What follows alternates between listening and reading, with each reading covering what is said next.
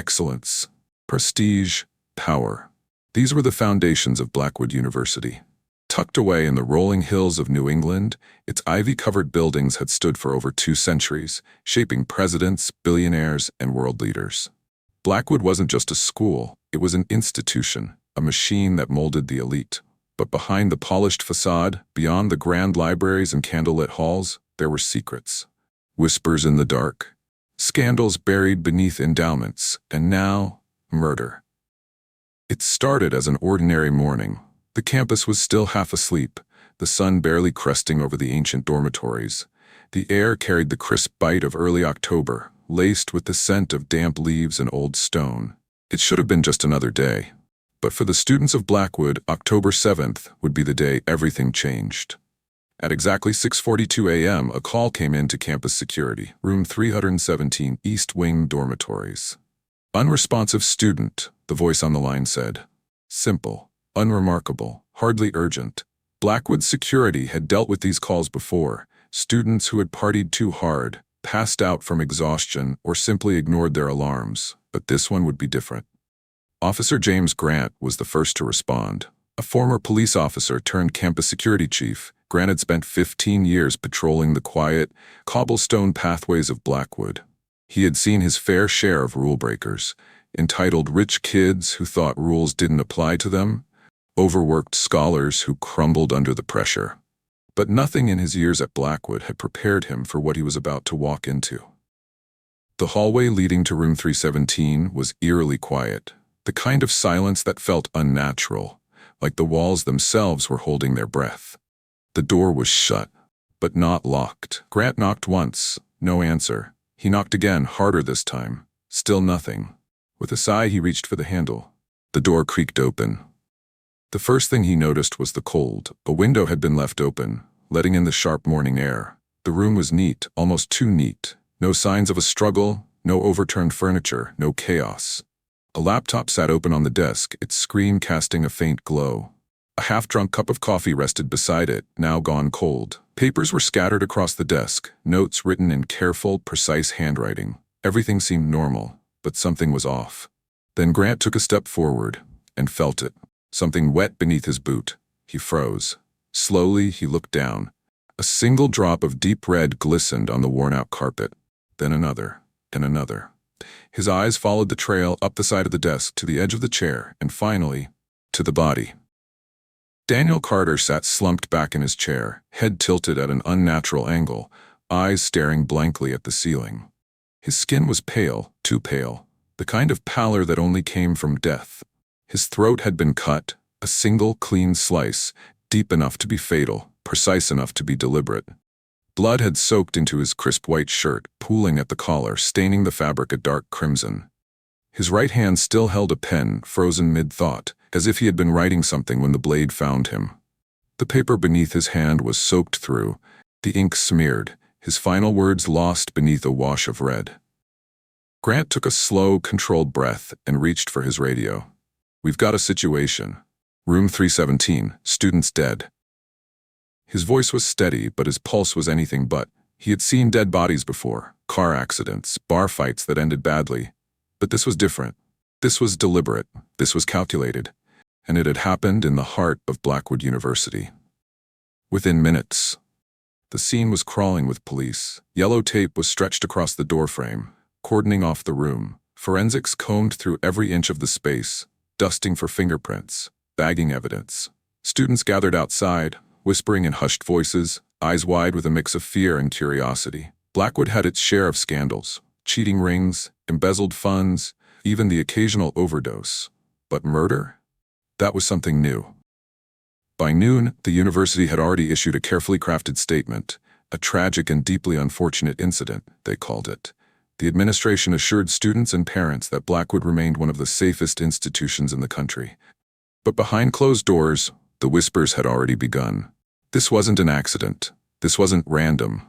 Someone had killed Daniel Carter. And whoever they were still here. The investigation had begun. But this was Blackwood. And at Blackwood, the truth was never simple. Because in a place where reputation was everything, the real question wasn't just who had murdered Daniel Carter. The real question was, Who had the power to get away with it?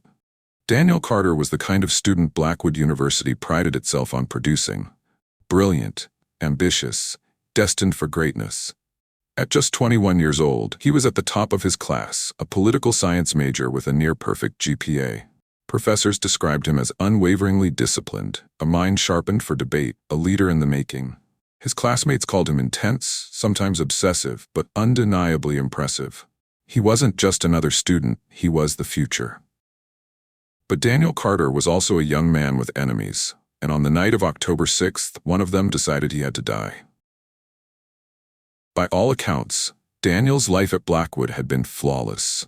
He had come from modest beginnings, a rare thing in a school where most students' last names were etched into the walls of university buildings. A scholarship student, the son of a high school teacher and an accountant, he wasn't born into privilege, but he earned his place. And once he got in, he made sure everyone knew he belonged. He was the kind of student who sat in the front row of every lecture, his hand always the first to go up. He was meticulous, organized, driven. His schedule was a carefully calibrated machine. 5 a.m. runs, library by 7, lectures, club meetings, networking events, study sessions. He had plans, mapped out years in advance, and nothing was going to stand in his way. Nothing, except the person who slit his throat. To understand why Daniel Carter was killed, investigators had to unravel who he really was beneath the carefully polished image. They started with his relationships. His professors, his classmates, his closest friends. What they found painted a very different picture of the Blackwood prodigy. Daniel had allies, certainly, but he had far more rivals. In a place where students measured success in power, influence, and future earnings, Daniel was competition. And competition at Blackwood could be ruthless. He had been in direct conflict with at least 3 students in the weeks leading up to his death. The first was Ryan Calloway, legacy student, heir to a media empire, and Daniel's biggest academic rival. The two had clashed repeatedly in debates and class discussions, their intellectual duels becoming so heated that one professor had to intervene. Ryan, despite his wealth and connections, had always come in second to Daniel, and Ryan Calloway didn't like coming in second. Then there was Emily Lancaster, student body president and ambitious strategist who had spent months preparing for a prestigious post-graduation fellowship, only for Daniel to win it instead. She had hidden her disappointment well, congratulated him in public, but those close to her recalled how her smile faltered when she shook his hand. He didn't deserve it, she had whispered later. Not over me. The third name on the list was Alex Reiner, Daniel's roommate. The two had lived together since freshman year, but their friendship had frayed over time. Alex was the opposite of Daniel, laid back, charming, the kind of person who made friends easily but didn't take life too seriously. At first, Daniel had tolerated his carefree attitude, but by their final year the tension was obvious. Friends recalled that they had argued the night before Daniel's death, a heated exchange behind closed doors, raised voices, and then silence. But it wasn't just his classmates. Daniel had also been involved with something much bigger, something that went beyond petty academic rivalries. Because Daniel Carter, for all his ambition, had a habit of digging where he didn't belong. In the months leading up to his death, Daniel had been researching something. The details weren't clear at first, but investigators found traces of it, scattered notes in his dorm, encrypted files on his laptop, names that didn't seem to belong. There was something he had been looking into, something important enough that someone might have wanted him silenced. Then there was the message. A single text found on Daniel's phone, sent the night he died. Short. Ominous. Meet me at midnight. I know everything. The sender? Unknown. The meaning? Unclear. But the timing? Unmistakable. Daniel Carter had been killed sometime between midnight and 1 a.m. Had he gone to meet someone? Had they lured him in, only to cut his throat before he could expose whatever he had uncovered? The detectives working the case had more questions than answers. Was this a personal grudge, a crime of passion? Or had Daniel stepped into something far more dangerous than he realized? The only certainty was that Daniel Carter had been silenced. The real question was, why? Blackwood University was built to control chaos. its traditions, its prestige, its carefully curated reputation, all designed to ensure that nothing ever disrupted the illusion of perfection. But no amount of money or legacy could contain what had happened in room 317. A murder. A scandal. And for the first time in decades, something Blackwood couldn't simply sweep under the rug. Detective Michael Calloway arrived on campus just after noon. He had seen his fair share of homicides, gang violence, domestic disputes, revenge killings, but murder at an Ivy League university? That was new. It wasn't the kind of place where people got their hands dirty. Not like this. As he stepped onto the cobblestone paths of Blackwood, he felt the weight of 1,000 eyes on him. Students whispered behind textbooks, faculty avoided his gaze, and administrators watched nervously from behind their mahogany desks. Blackwood was a world of its own, and Calloway was an outsider. But he knew one thing: someone in this world had killed Daniel Carter, and someone in this world was hiding the truth. He started with the crime scene. Room 317 had already been photographed, dusted for prints, and combed for evidence, but Calloway wanted to see it himself. The blood had dried, staining the carpet beneath the desk. The air was still thick with the metallic scent of death. But what struck him wasn't the brutality of the crime, it was the precision. No signs of struggle, no forced entry, no panicked attempt to clean up. Whoever had done this knew exactly what they were doing. Forensics had already gathered the obvious. The murder weapon was missing, but the wound suggested a sharp blade, thin, surgical, possibly a straight razor or a precision knife. The time of death was estimated between midnight and 1 a.m. And then there was the text message, "Meet me at midnight. I know everything." Everything about what? Calloway murmured to himself, scanning the room. Whatever Daniel had been investigating, whatever secrets he had uncovered, it had gotten him killed. The laptop was still open on the desk. The screen had gone black, but Calloway could see the faint glow of a cursor blinking in the dark. He reached out, tapping the spacebar. The screen came to life. An unfinished document stared back at him. 2 words had been typed, followed by a half-formed thought before it had been interrupted by death. "They know." Calloway frowned. They who? And what did they know? He needed to talk to the people who had known Daniel best. He needed to find the cracks in Blackwood's perfect facade. Because in his experience, secrets had a way of rotting from the inside. And Blackwood? It was starting to stink. Detective Calloway knew that in cases like these, the first 48 hours were crucial. The problem was, Blackwood University was a fortress, built to protect its own. The students were polished, well-trained in the art of saying the right thing. The faculty had perfected the skill of deflection. The administration? They cared about one thing: making this go away as quickly and quietly as possible. But Calloway had dealt with people like this before. The privileged, the powerful. They all thought they were untouchable. He was here to prove them wrong. The suspect list was forming. 3 names stood out immediately: Ryan Holloway, Emily Lancaster, and Alex Reiner. Each with a connection to Daniel, each with a reason to hate him, and maybe, just maybe, one of them had a reason to kill. Ryan Holloway had spent his entire life being the best. He was a Holloway, heir to one of the most powerful media empires in the country. His family name was carved into Blackwood's history, his father and grandfather both alumni. Ryan had money, charm, and influence, but what he didn't have, what he never had, was the top spot. That belonged to Daniel Carter. The two had clashed repeatedly, their intellectual battles turning personal. In their final debate, just a week before Daniel's murder, Ryan had lost, badly. Daniel had humiliated him in front of the entire political science department, dismantling his arguments piece by piece. Witnesses said Ryan had stormed out afterward, fists clenched, jaw tight. One student claimed to have heard him mutter, "I swear to God, I'll ruin him." Was it just frustration? Or was it a promise? Calloway met with Ryan in the Holloway family's private suite on campus. The room reeked of privilege, leather-bound books that had never been read, a fireplace that had never been lit. Ryan sat comfortably in an expensive armchair, one leg draped casually over the other. If he was nervous, he didn't show it. "Detective," he greeted, offering a practiced smile. "I assume you're here because I was one of the last people to publicly embarrass Daniel Carter." Calloway didn't take the bait. "Tell me about the night of October 6th. Ryan sighed. Stretching like this was all terribly inconvenient. I was at a party. The same place half the damn school was that night. Ask anyone. I was there until at least 2 a.m. Trust me, detective. If I wanted to kill Daniel Carter, I wouldn't have been so obvious about it. But you did want to, Calloway said, watching him carefully. Ryan chuckled, but there was no humor in it. What I wanted was to beat him, destroy him on my terms. But murder? Please. That's messy. And I don't do messy. Calloway wasn't convinced. People like Ryan Holloway didn't get their hands dirty, but that didn't mean they didn't have someone else do it for them.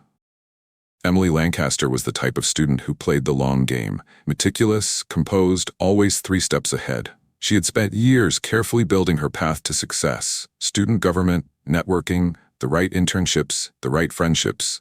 And then, in a single moment, Daniel Carter had taken it all away. The fellowship should have been hers. She had done everything right.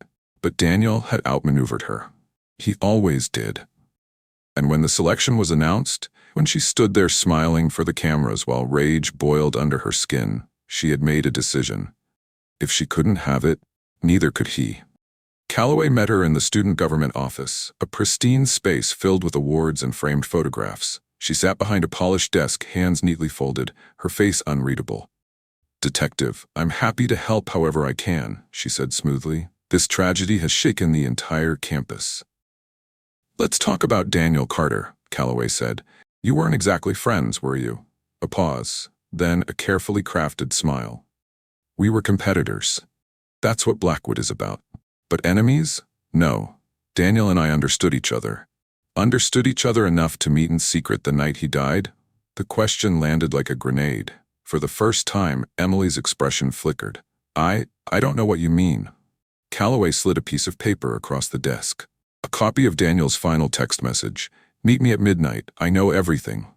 Emily's hand hovered over the page. "This wasn't from me." "Are you sure?" Calloway pressed. A beat. Then she met his eyes. "Yes," but for the first time, her voice wavered. If anyone knew Daniel Carter's secrets, it was Alex Reiner. Roommates for 3 years, friends once upon a time. But by senior year, something had changed. Daniel had grown colder, more secretive. Their late-night talks turned into tense silences. Something had come between them, and then, the night before the murder, they had fought. "We were arguing about his research," Alex admitted when Calloway found him outside the dorms, cigarette in hand. "He wouldn't tell me what it was about, but he was paranoid. Kept saying he was onto something big, said if anything happened to him, it wouldn't be an accident." Calloway raised an eyebrow. "Did you believe him?" Alex exhaled smoke, watching it curl in the air. "I thought he was being dramatic. I told him to get some sleep, and the next morning, he was dead." A muscle in Alex's jaw tightened. "Yeah. Where were you at midnight, Alex?" A pause, then a quiet answer. "I was in my room. Alone?" Another pause. "Yeah. No alibi, no proof, just a dead roommate and an unanswered text message." 3 suspects, 3 motives, 3 lives entangled with Daniel Carter's downfall. But Calloway knew better than to take things at face value, because beneath the rivalries, the jealousy, the bitter grudges, there was something else, something deeper. A secret Daniel Carter had uncovered, a secret someone had killed to protect. And Calloway was about to dig it up. Detective Calloway had worked enough murder cases to know that people kill for 3 reasons: love, money, or secrets. And in Blackwood University, where power was inherited and reputations were worth more than gold, secrets were the most dangerous currency of all. Daniel Carter hadn't been killed in a fit of rage. He hadn't been murdered over a petty rivalry or an academic dispute. No, Daniel had uncovered something big enough that someone had been willing to slit his throat to keep him silent.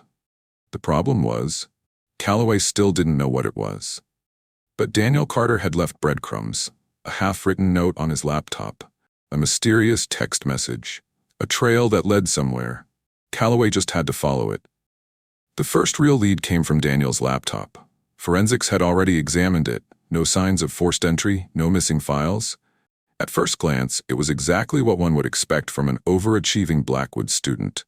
Research papers, internship applications, debate prep, lecture notes. But Calloway wasn't interested in the obvious. He wanted what was hidden. The university IT department had been reluctant to cooperate, but a warrant changed their tune. When Calloway finally got access to Daniel's digital footprint, he noticed something strange.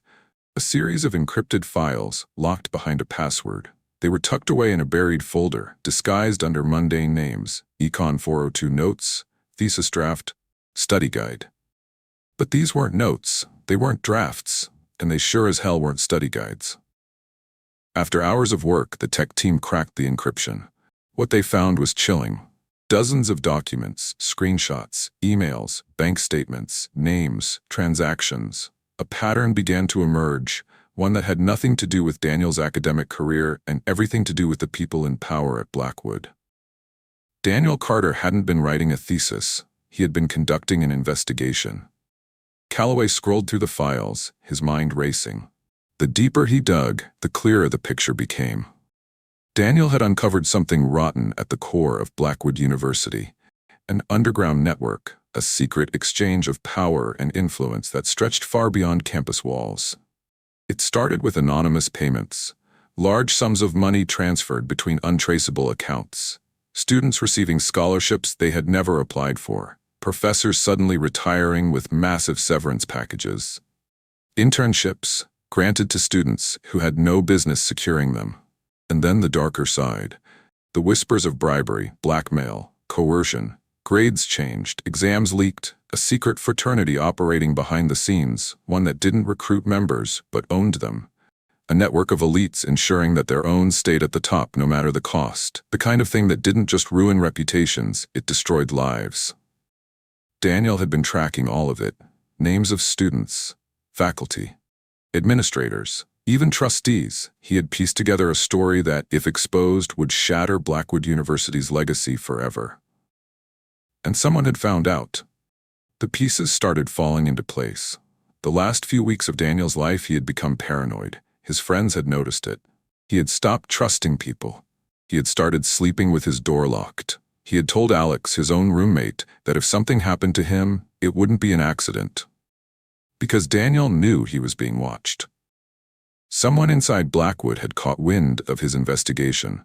They had tried to stop him, maybe they had threatened him, maybe they had warned him to walk away, but Daniel Carter wasn't the type to back down. He had kept pushing, kept digging.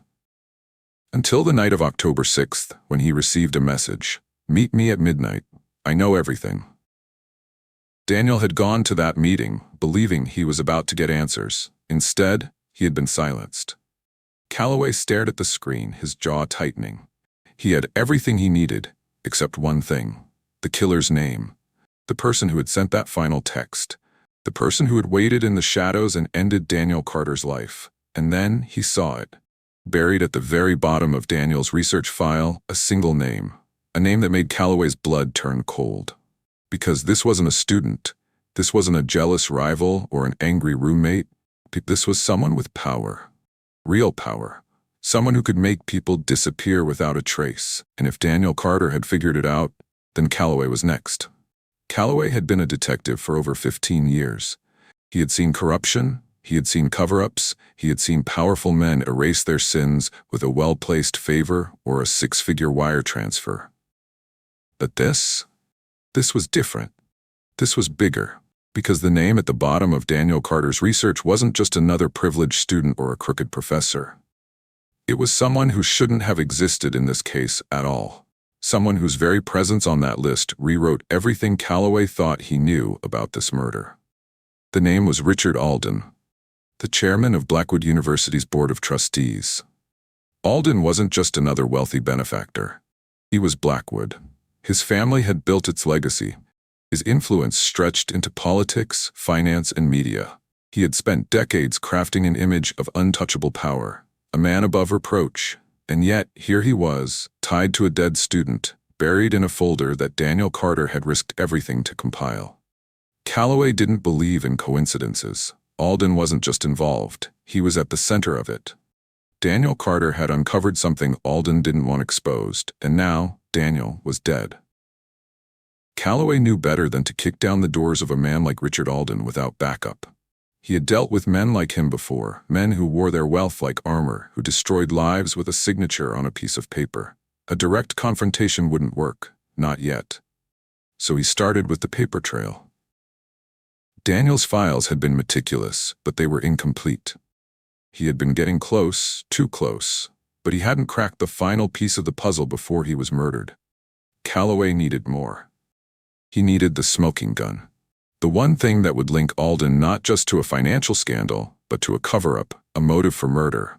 And then Calloway found it, an email, dated 2 days before Daniel's death, sent from a private, encrypted server. It was short, a warning, a command. Contain the situation, now. The recipient, the head of Blackwood's campus security. Calloway felt the weight of it settle in his gut. If Alden had reached out to security, that meant he knew.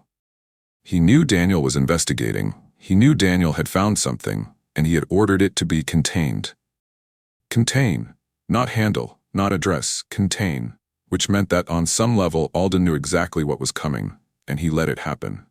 By the time Calloway tracked down the security chief, the man was already gone, resigned the morning after Daniel's murder. No forwarding address, no statements, just gone. Another loose end tied up before anyone could ask the right questions. But Calloway had one last card to play, a meeting, a direct confrontation with Richard Alden himself.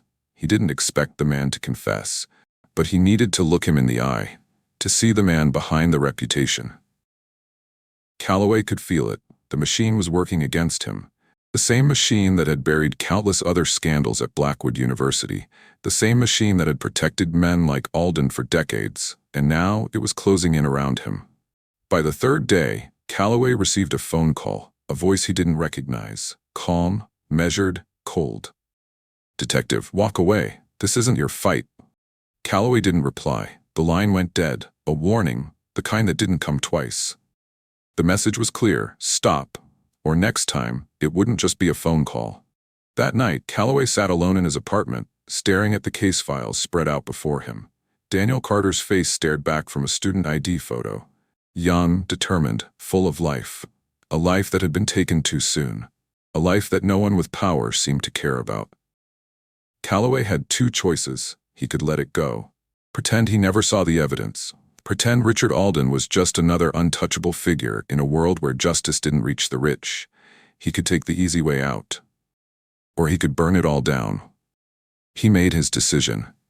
Alden agreed to meet in his private office, an elegant space lined with first-edition books and million-dollar artwork. He greeted Calloway with the ease of a man who had nothing to fear. "Detective," Alden said smoothly, "I was wondering when you'd come knocking. Tragic. What happened to young Carter? Such promise."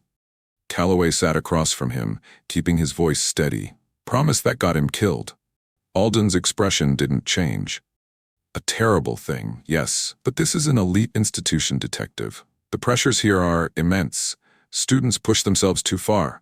Sometimes they make enemies. Sometimes they get caught up in things they don't understand.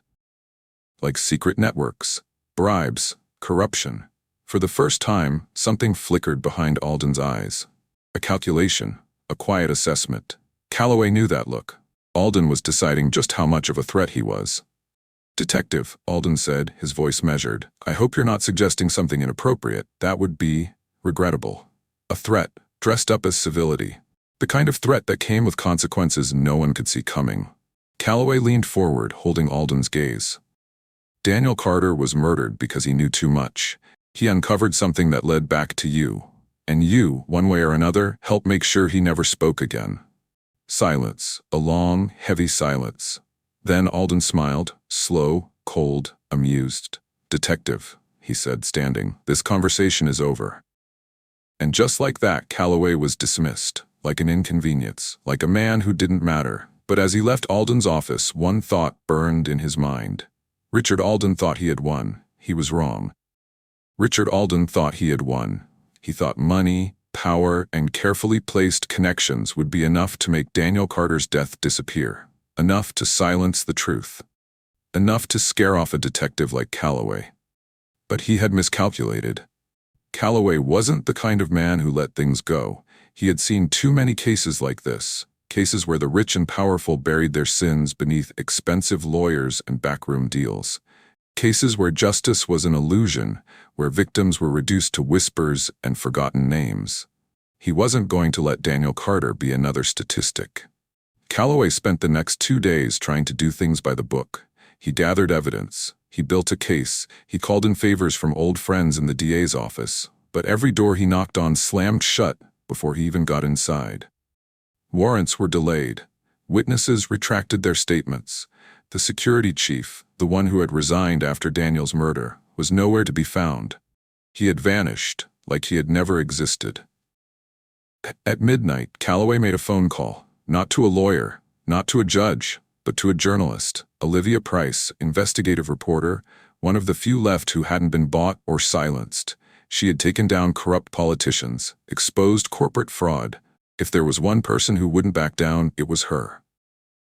When she answered, Calloway didn't waste time. "I have a story for you, but you need to move fast, because once this gets out, they're going to come for me." The next morning, headlines exploded across every major news outlet. The Ivy League conspiracy, murder, bribery, and a hidden power network at Blackwood University. Daniel Carter's files leaked in full. The secret payments, the corruption, the names of those involved. Richard Alden's connections laid bare for the world to see. A scandal that no amount of money could suppress. Social media caught fire. Protests erupted outside Blackwood University. Students demanded answers. Alumni distanced themselves.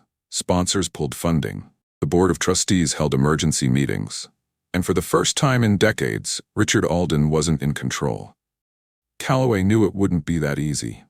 Men like Alden didn't go down without a fight. And within hours of the story breaking, the retaliation began. His police file was suddenly under review. His badge was suspended, pending internal investigation. His bank accounts were flagged. Anonymous threats flooded his phone. He was being erased piece by piece. But Calloway didn't need a badge to finish what he started. Because there was one last thing left to do. If Alden had killed Daniel Carter, then Calloway needed proof. Real proof. Undeniable proof. The kind that couldn't be ignored. And he knew exactly where to find it. He just had to survive long enough to get there. Richard Alden wasn't going to prison over bad press. Men like him didn't lose in courtrooms. They didn't get arrested. They didn't even sweat. They crushed problems before they became threats. And right now, Calloway was a threat. A loose end that needed tying up. He knew what was coming. He knew Alden's people were already moving. But he had one advantage. Alden thought he'd already won. That was his mistake. Calloway didn't need to bring down Alden's entire empire, just one piece of it, the right piece. The one that would tie him directly and undeniably to Daniel Carter's murder. Everything else, the bribery, the corruption, was noise. The media would chew on it for a while, but it wouldn't stick. Alden would survive it. He had weathered worse. But murder, that was different. That was permanent. That was the end. Calloway needed one thing: the weapon, the witness, the recording, the single, irrefutable truth that would make even Alden's power useless. And he knew exactly where to find it. The key to everything was the missing security chief. The one who had resigned the morning after Daniel's murder. The one whose name had been in Alden's email. He hadn't just disappeared, he had been erased. But Calloway knew better. No one vanished without a trace. Not really. And if he could find him, he could break the whole thing wide open. He started digging. Old contacts, off-the-record sources. It took less than 24 hours to find the first crack. A house deep in the Connecticut countryside. Purchased in cash. No paper trail, no digital footprint. But Calloway had been a cop long enough to recognize a safe house when he saw one. And if Alden had put him there, it meant one thing. The security chief knew something worth hiding. Something worth killing for. The road leading to the house was empty. Lined with trees that swallowed sound. No streetlights, no neighbors. A perfect place for a man who didn't want to be found. Or for a man waiting to be silenced. Calloway parked a mile away and walked the rest of the way in the dark. No backup, no badge, just him, his gun, and a gut feeling that he was walking into something he couldn't walk out of. He reached the house, no lights inside, no sound, but someone was there. He could feel it. The air was too still, too expectant. He stepped onto the porch, knocked once. Silence. Then, movement. A shadow behind the curtains, a gun cocking. Calloway didn't flinch. "I know you're in there," he said. "I know who you are. I know what you did." Nothing. Then a voice, hoarse and low. "Go away. I can't, and neither can you." Not anymore. The lock clicked. The door opened an inch, just enough for Calloway to see a man with sunken eyes, shaking hands, and the look of someone who had been running too long. Calloway stepped inside, and the truth came spilling out. His name was Samuel Briggs. He had worked security at Blackwood for 20 years. Long enough to know how things really worked. Long enough to understand that some secrets were more dangerous than others. But nothing had prepared him for the night of October 6th. "I wasn't supposed to be there," Briggs muttered, rubbing his hands together like he could wash something off them. "They told me to stay home, but I couldn't shake the feeling something was wrong. I went to the clock tower, just to see." Calloway didn't breathe. He knew what was coming, but he needed to hear it, needed it on record. "What did you see, Briggs?" Briggs swallowed hard. His eyes darted to the window like he expected someone to shoot through it at any second. "I saw Alden," 2 words, heavy, deadly. He was already there when Daniel showed up, just standing there waiting. I was too far to hear what they said. But Daniel, he was angry. He was shouting. He had something in his hands. Papers, maybe. He tried to walk away. That's when Alden grabbed him. Briggs exhaled, shaking his head. "I should have stopped it. I should have—" "What happened next?" Calloway's voice was razor-thin. Briggs's hands curled into fists. Alden had someone with him, a man I didn't recognize. Big guy, military type. He stepped out of the shadows. Daniel saw him, tried to run, but... Briggs swallowed bile. "I heard the knife before I saw it, a wet sound. Daniel dropped, just like that. No fight, no struggle. He just dropped." Silence filled the room, a thick, suffocating silence. "And Alden?" Calloway asked. Briggs's voice was barely a whisper. He didn't flinch, didn't hesitate. He just turned to the other guy and said, "Make sure it's cleaned up." And then he walked away. Calloway exhaled, his pulse hammering. He had the witness, the testimony, but it wasn't enough. Alden would bury Briggs before sunrise. He needed more. "Do you have proof?" Calloway asked. "Something tangible?" Briggs hesitated. Then, slowly, he reached into a drawer, pulled out an old beat-up phone, tossed it on the table. "I recorded it," he said. Calloway picked up the phone, pressed play, and there it was, muffled but clear enough. Daniel's voice, Alden's voice. The moment the blade struck, the words that followed, and at the end of it, the final nail in Alden's coffin, his voice, unmistakable, calm as ever. "Make sure it's cleaned up." Calloway closed his eyes. He had him. Finally, he had him. But Alden wasn't a fool. He would know Briggs was missing. He would know Calloway was close. And now they were both marked men. They had one chance to do this right, one shot to take Alden down before he took them out. Calloway looked at Briggs. "We need to move now, because the storm was coming, and this time it wasn't just about justice. It was about survival." Detective Calloway knew one thing for certain. Richard Alden would not go down quietly. Men like him didn't surrender. They destroyed anything that stood in their way. And right now, Calloway and Briggs were standing directly in his path. They had the evidence, the proof that Alden had ordered the murder of Daniel Carter. But having it wasn't enough. They had to survive long enough to use it. And time was running out. Briggs was already panicking. He knew what Alden was capable of. He had spent years enforcing the university's unofficial rules, making problems disappear, keeping scandals buried. But this was different. There was no cleaning this up, no covering it with a checkbook, no walking away. "We have to go," Briggs stammered, pacing the small kitchen. "You don't understand, Calloway. If Alden knows I talked, I'm dead. You're dead. There's nowhere to run." Calloway ignored him, flipping through his phone. He needed to move fast. Alden's people would already be looking for Briggs, and if they found him first, this whole thing was over. He had 2 options. 1, go straight to the media, leak the recording to Olivia Price, and let the court of public opinion destroy Alden before he had a chance to fight back. 2, get it to the district attorney's office and push for an immediate arrest.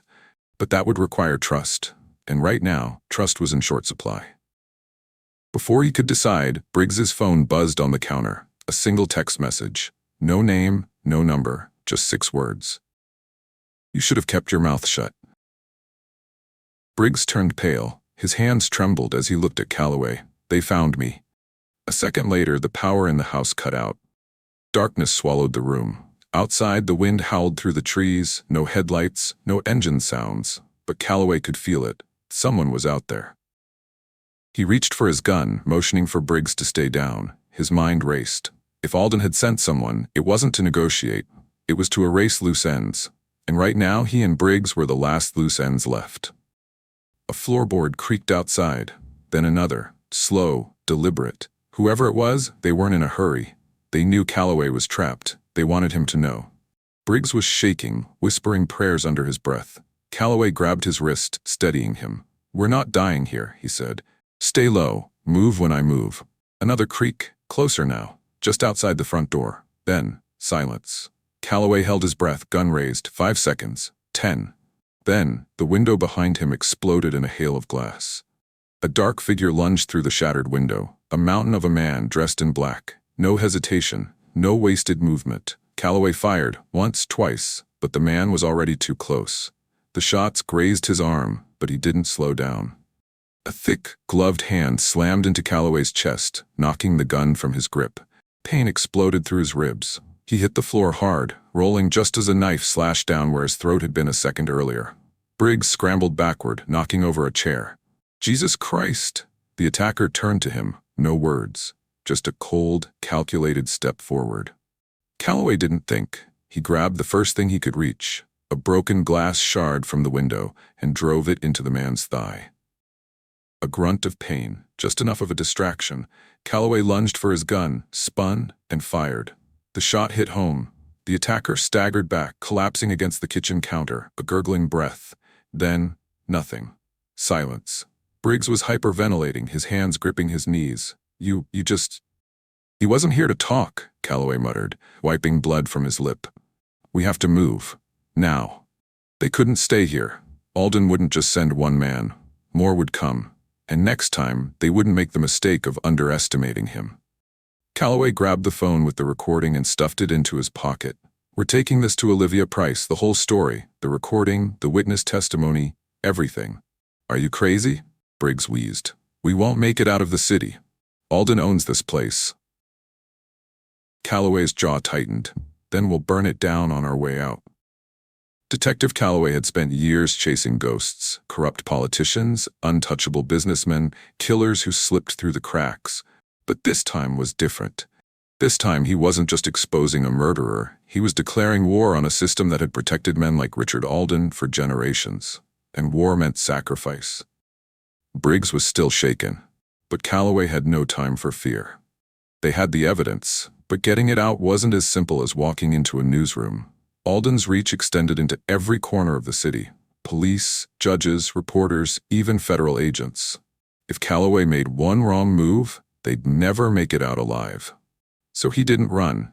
He went straight to the heart of the storm. The Blackwood University Gala was the event of the year. High society, old money, powerful connections, all gathering under the same roof, drinking champagne, toasting to their own success. It was the perfect place for Alden to feel untouchable.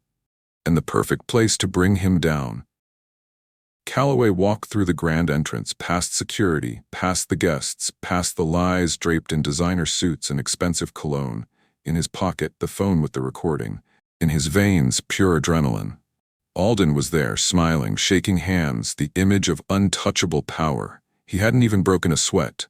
He didn't see Calloway at first, but when their eyes met, just for a second, something flickered in Alden's expression. Not fear, not yet, but something close. Calloway didn't stop walking. Straight to the stage, straight to the microphone, straight to the moment that would decide everything. The crowd fell silent as he spoke. "Ladies and gentlemen, we all know Richard Alden as the generous benefactor of this university, the man who built this institution into what it is today. But what you don't know, what he doesn't want you to know, is that Richard Alden is also a murderer." Gasps, murmurs, security moving. Alden's jaw clenched, but he didn't panic. Not yet. Not until Calloway pulled out his phone and hit play. Daniel Carter's final moments echoed through the speakers, the argument, the struggle, the knife. And finally, Alden's voice, calm and unmistakable. "Make sure it's cleaned up." The room erupted. Camera flashes, shouts, journalists scrambling. Alden turned to leave, but this time he had nowhere to run. Police officers were already moving in. A DA's office that had been afraid to act was now backed into a corner. This was too big to bury. too loud to silence. For the first time, Alden looked afraid. Calloway stepped forward, voice steady. "Your money won't save you this time." And for the first time in his life, Richard Alden had no response. Alden was arrested that night. The recording went viral. The university board tried to distance themselves, but the damage was done. The case would take months, maybe years now, to fully unravel, but one thing was clear. Richard Alden's reign was over. Briggs disappeared into witness protection. Calloway handed in his badge. Some battles changed a man, and he had fought enough. But as he walked out of the courthouse weeks later, watching Alden's empire crumble in real time, he knew it had been worth it. Some ghosts didn't get away. The end, or is it? Powerful men don't fall without a fight. Corruption doesn't die overnight, and sometimes the truth is only the beginning. If you want more gripping true crime stories like this, make sure to subscribe. There are always more secrets to uncover and more shadows to explore.